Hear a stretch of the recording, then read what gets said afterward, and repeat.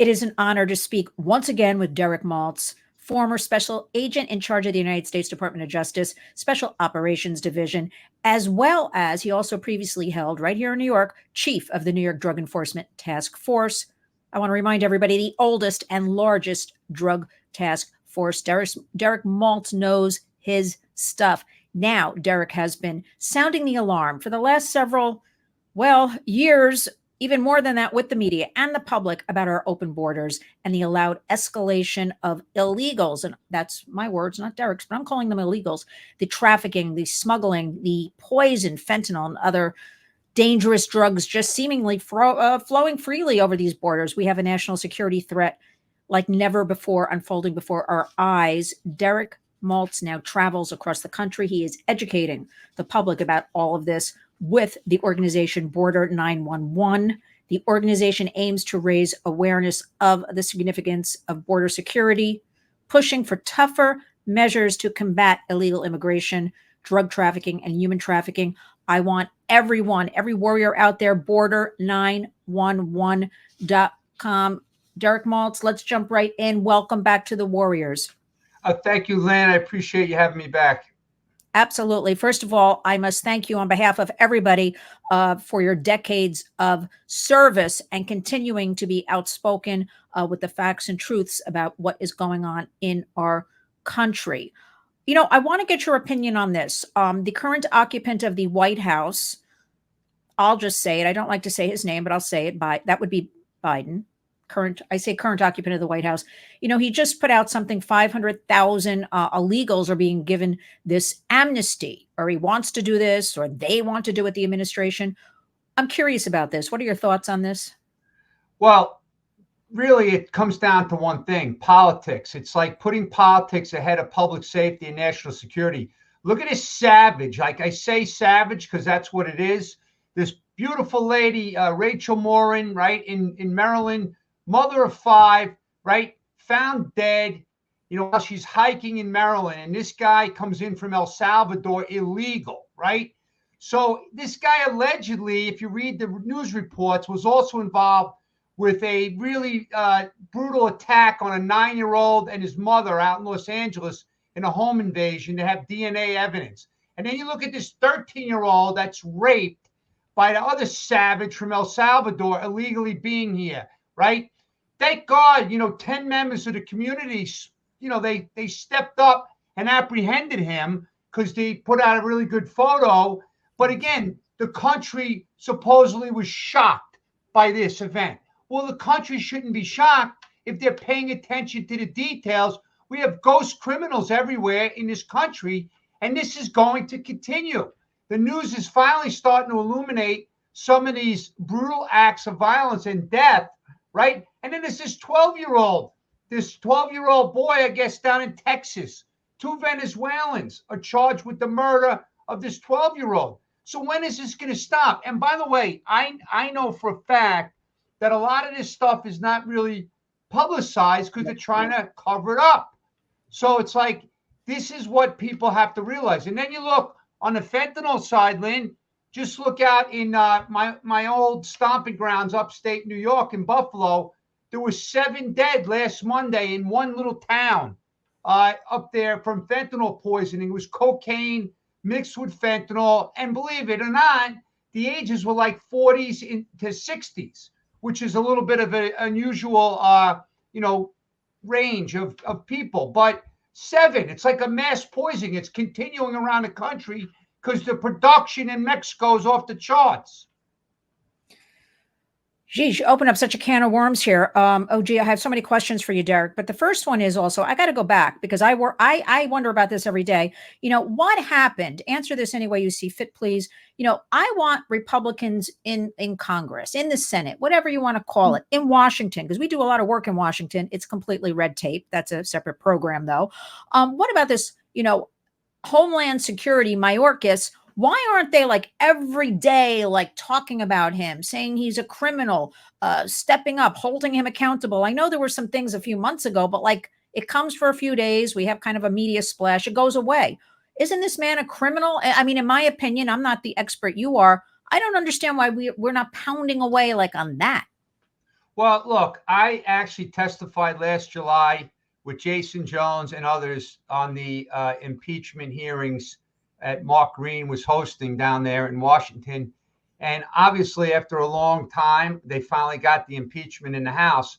But the Senate, led by Chuck Schumer, New York's finest, they won't even entertain it, right? But think about what he's done. I mean, he's told America for like 3 years now, whatever, 3.5 years, that they have operational control of the southern border. Meanwhile, on day one, they reversed all the policies that actually kept America safe.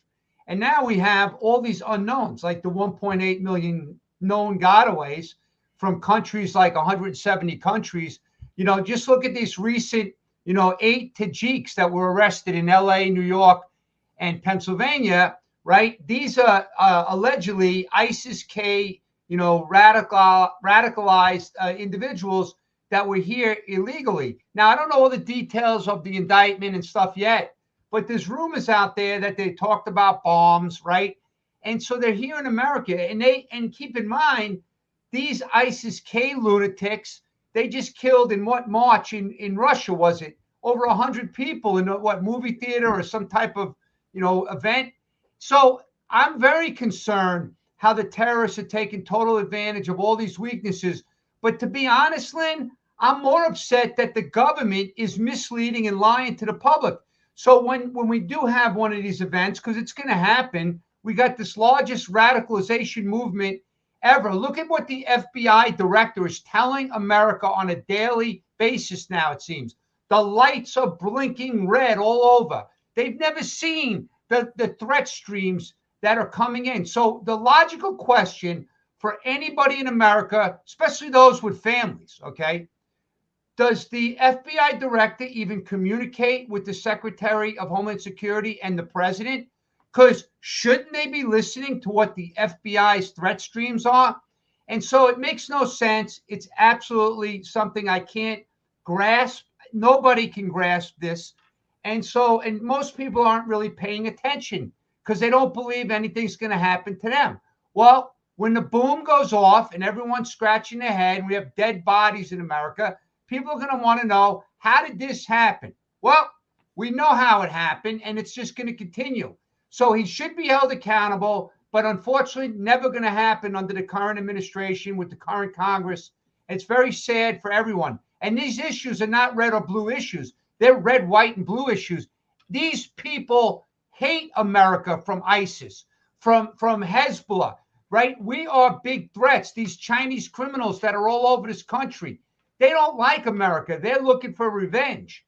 Like some of these organizations, they have patience. I mean, look at the Al-Qaeda events of 2001, right? They were plotting for a while. They have patience, okay? So we have some big problems, and there's no accountability. And that's another thing that the criminals around this country, around this world, recognize. If they can come here to America and commit these violent acts and there's no accountability, that's what they want. So it's very sad. But we have to keep speaking out, however depressing we think this is, because I think every day, we know why it's happening because it's allowed.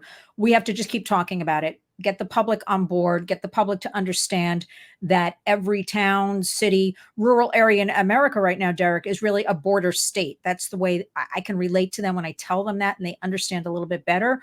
And we were also just told from the administration the other day that Americans do not understand what goes on at the border. It is such a slap in the face of all Americans. You mentioned ghost criminals. I want you to describe what is a ghost criminal. I want people to really understand these people are here. They've infiltrated all over. They're among us. Right. So good question. So I actually took that term from the NYPD commissioner because it was very, very on the money. And I give him credit for that. So ghost criminal is just a term where you don't know who they are. See, what people don't realize is at the border, right? The brave men and women at the Border Patrol, they're totally overwhelmed, right? Not only by people, but by languages from all over the world. They don't speak Chinese and Russian and all these other dialects and languages. So they're getting overwhelmed. They don't have the ability to properly vet the ones that are actually coming to them to be processed. So what does that mean? Like, if they were ever arrested in America, yeah, they'd be a record of that in America's databases, okay?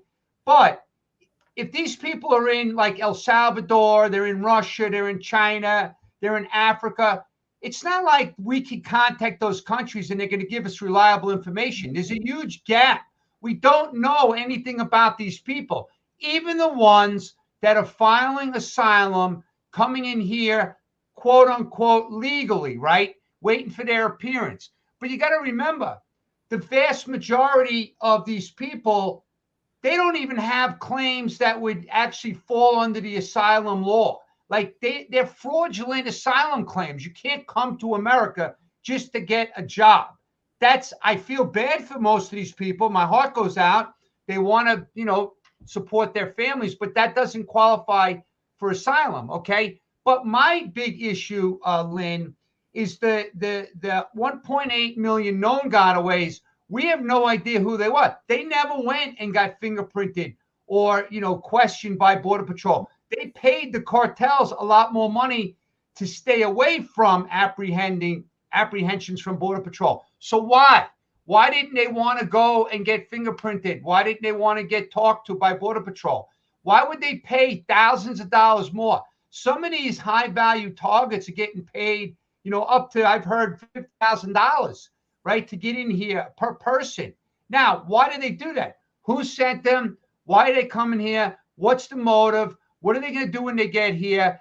And so these are the things that I worry about. These are the unknowns. These fall in that category of this is a huge gap of intelligence.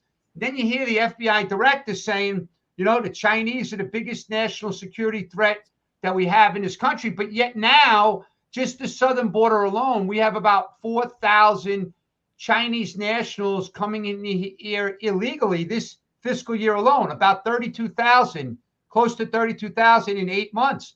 Now, just in 2021, we only had 450 that came in 2021, but now we have like 32,000. Do the math, do the percentage increase. Why are they coming here? Who the hell are they? And why are we letting them in? China says they won't take them back. So come on in. You can set up operations. You could continue to hack our systems. You could continue, by the way, the Chinese nationals are running marijuana grow operations throughout America, and they're selling very high THC marijuana. They're importing Chinese pesticides to spray on the leaf. Meanwhile, they're taking total advantage of the U.S. government's soft on marijuana policies. So our kids and everyone that's smoking marijuana think it's okay, think it's safe. They have no idea what they're smoking. Remember, this is a chemical weapon attack on our country. It started in my world. I lived it in 2008 under the Obama-Biden administration when they started with the K2, the spice, and the bath salts. Then they went to fentanyl. Now we're into the xylazines. We're into the medetomidines, another, horse tranquilizer that people are rotting to death on the streets. We have the isonitazines, the nitazines, the, metanitazines, the, all these different chemicals that are made in China coming here at record levels, but yet we're letting them in. And by the way, the Chinese are also doing the money laundering services for the cartels. So what am I missing? Like, something is not adding up. And they're into our financial infrastructure, into our electrical grids, into our computer systems, stealing intellectual property. But yet, no big deal. All these Americans that are not paying attention to this, they should be ashamed of themselves, because if they have kids or grandkids or nephews and nieces, they're really narcissistic and selfish. Because aren't we all supposed to stand up for the future generation? And I don't see a lot of that going on right now. I see people just worrying about their little bank accounts and their personal, self. And now what about our country? The great country is collapsing on us on a daily basis. Would it be fair to say, Derek, because as you describe all of that horror that none of us can understand why this is allowed except to destroy America, I don't know how else to put it, to really say we have no country anymore? Because it just seems like this is a big, I don't know what to call it. Come on over. I heard a report, I think it was this morning, 180, don't hold me to it, 184,000 who've come to the border and have an ankle monitor or something, because they're people you're supposed to watch or something. And I'm thinking, why are they even allowed in the first place? They have to have an ankle monitor system that they're cutting off or whatever they're doing. Oh, actually, I know why, because one of them is the accused murderer of this 12-year-old in Texas. So what would it be fair to say? I feel like we don't have a country. What do you say about that? So we have a saying with the Border 911 team, like, without border security, we will have no country. And that's kind of what's happening. It's unfolding. But you got to remember, people are not going to feel all the effects right away. It's going to take time. That's why lately we're all seeing more and more reports about this death, about the rapes, the brutal robberies, and all these assaults that are going on. That's because it's starting to come out. Well, in a few months from now, 6 months from now, a year from now, God forbid, I hope I'm wrong, then it's going to be some mass casualty, like some type of event, and we're going to find out it's also illegals that came in over the border. So it's just a matter of time. It's not like an alarmist or anything like that. I've been involved in this business for 30 years. My father was in 30 years. My brother fought for the country, died, came back in a body bag out of Afghanistan. So we know what's happening, right? But, here's another thing I want you to know. It's a stat that I learned, a while ago, but now I follow it daily. With the terror apprehensions, the watch list apprehensions that happen, right? So let me put it in perspective. During the last administration under Donald Trump, in 4 years, there was only 11 people apprehended at the southern border that were on the terror, watch list, the screening database encounters, they call it, right? So 11 in 48 months. Right now, under the current administration, we have 372 in 44 months. So think about that. Those are the known people that are on the watch list, okay, that have been apprehended. So how many in that 1.8 million known gone-away number are terrorists, gangsters, rapists, child smugglers, child traffickers? We don't know because we have no idea who they are. How can anybody feel comfort knowing that? And again, especially if you have kids or grandkids or nephews and nieces, how's that possible? I don't know. Derek, two things. I want you to say what every individual, other than being aware, educating themselves, because they say the same thing to me. I hear a couple of things. Dark and ugly. I don't want to deal with it. Okay. Well, neither do you and me or other people working on this as well, right? But this is what we have, and we have to address it for our, as you pointed out, our kids, our future adults, our future leaders. There's that. And I've also, for the last year, been hearing several reports from law enforcement here in New York that the cartels, working hand in hand with the criminal gangs, for instance, New York, we've had MS-13 for a while here, well over a decade, infiltrating the middle and high schools to get American kids to traffic their peers and also to deal their deadly drugs. Are you hearing anything or have any kind of information on that for us? Yeah, well, first of all, everyone in New York better watch your back from the Tren de Aragua, these very, very nasty, violent, ruthless Venezuelan gangs, because the leaders of Venezuela are exporting them at record levels, okay? They're getting all these criminals out of their country. And then let's look at El Salvador for a second. This is a very interesting model. The new president, the young president of El Salvador, recognizes that, if you have violent criminals, you put them in jail, you don't let them come out of jail, then it's a deterrent. That's why right now he built these terror prisons for all these MS-13 monsters. And that's why they're all fleeing El Salvador, because they don't want to stay in that country because they'll go to the jail that nobody wants to go to because it's really, really not very pleasant, okay? There's a lot of pictures. You could do your research, but the bottom line is yeah, we're seeing increases of MS-13 violence again. These are the people that live by the motto rape, control, and kill, right? These guys, they don't think like us, right? They just want to cause maximum, harm, and they're very ruthless. They have all the initiations with the machetes, chopping up kids and stuff like that. Well, those are the ones you see on TV that are actually on the mopeds in New York City. They're ripping pocketbooks, dragging people down the streets with the pocketbooks around their necks. The older ladies that are walking around that are very vulnerable, stealing cell phones, doing a lot of these crimes that are starting to add up. They're also involved with the retail crime theft. That's why we can't afford anything anymore in America, because the food prices, you go in, you want to buy a pocketbook, you wonder why it's so much more money, because the retail outlets in the stores, they have to raise the prices because the theft is going up.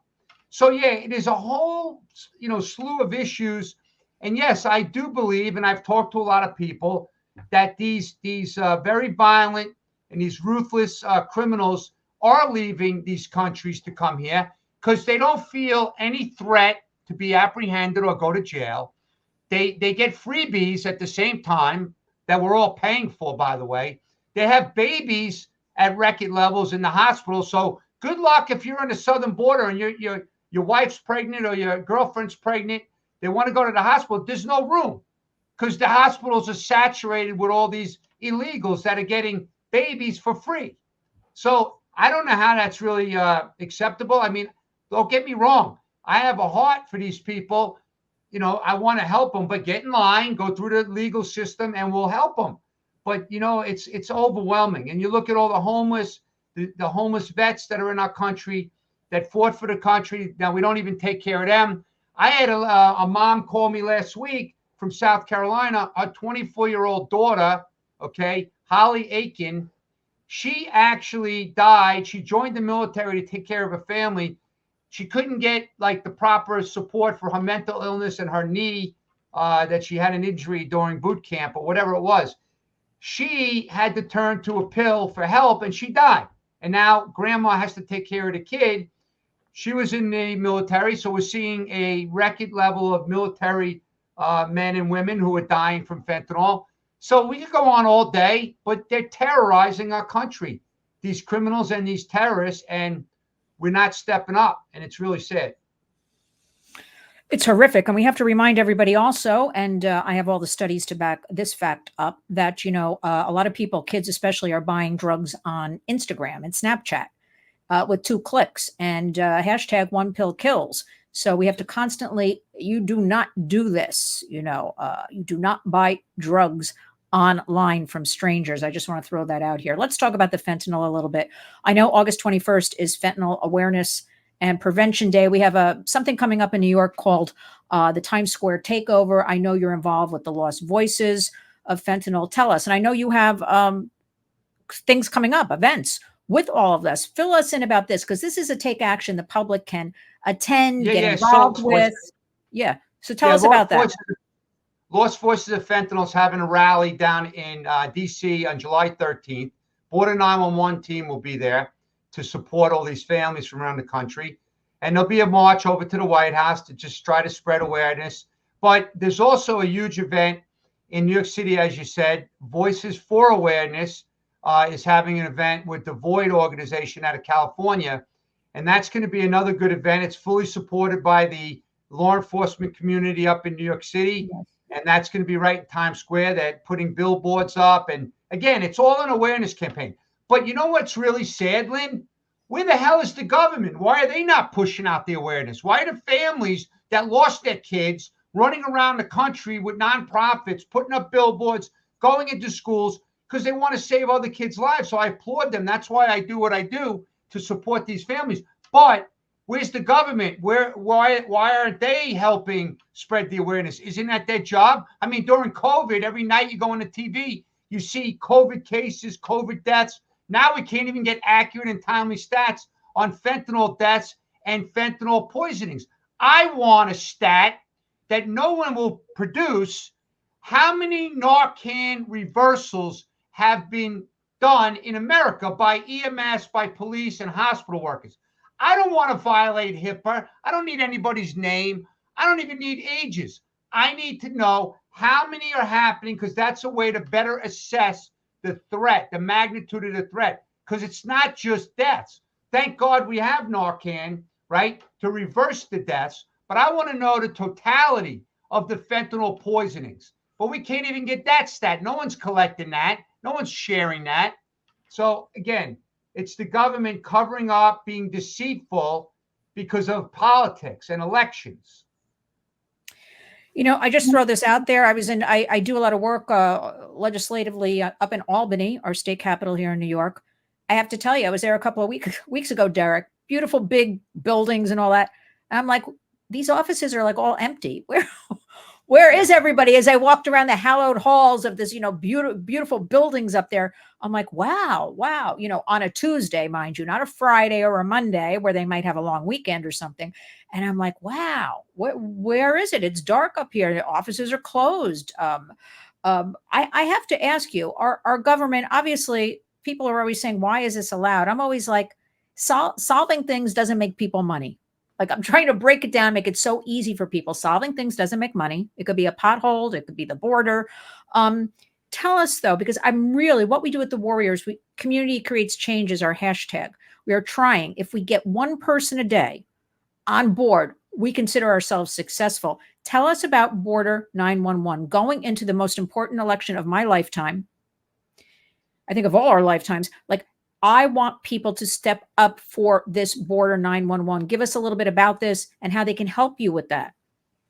Thank you for bringing it up. I mean, Tom Holman, former ICE director, is the CEO. He recruited some people, including myself, to join his team.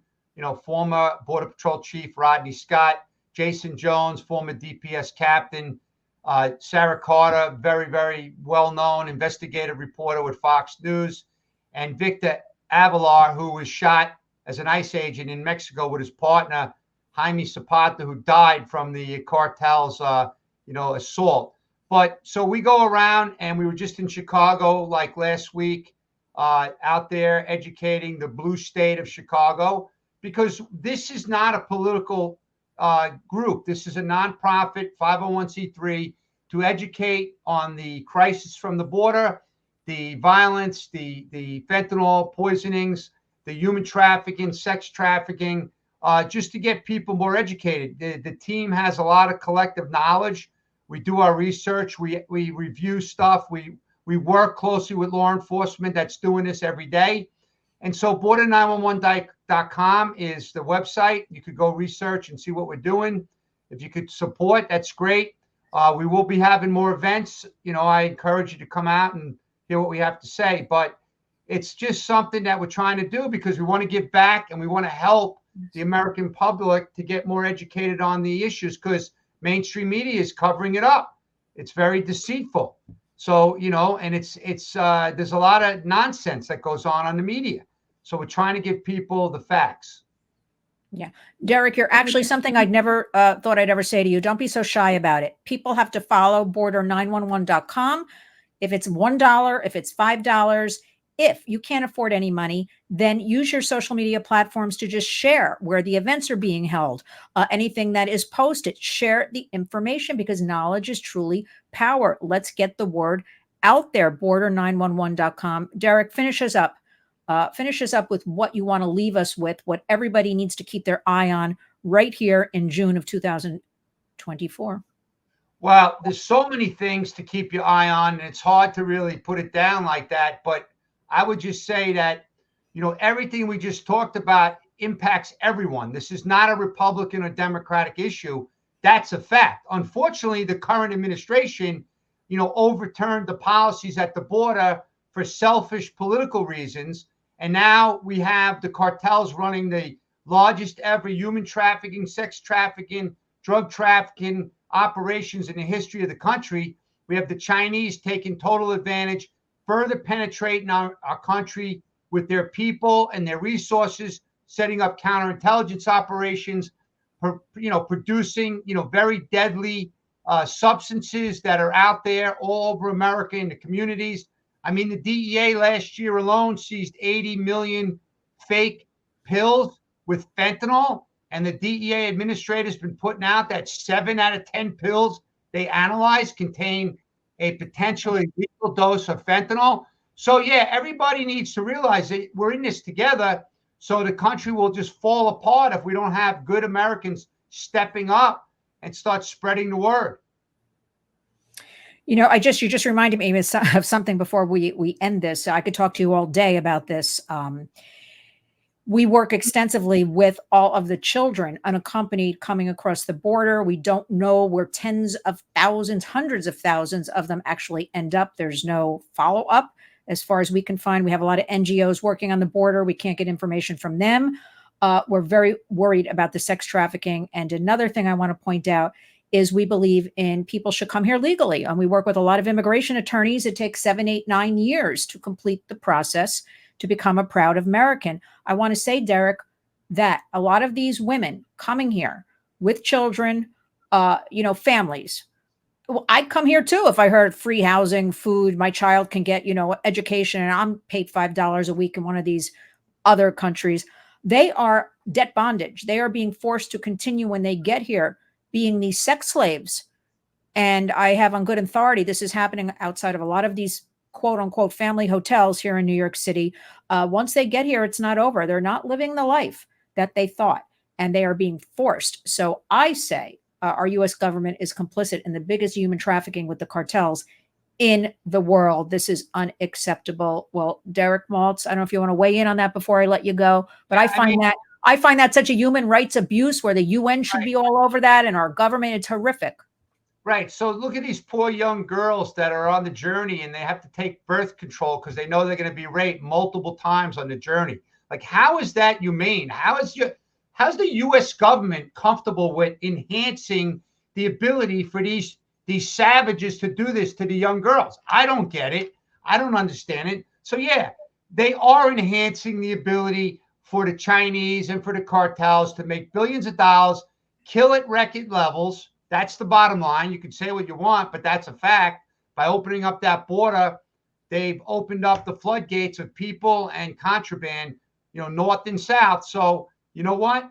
They have the blood on their hands, and I don't know how they can look in the mirror at night, because I thought when I signed up in the U.S. government, I had to swear to the Constitution and I had to keep the American people and the safety and security number one. So I don't understand it, but we just got to keep, fighting the best we can. So thank you for having me.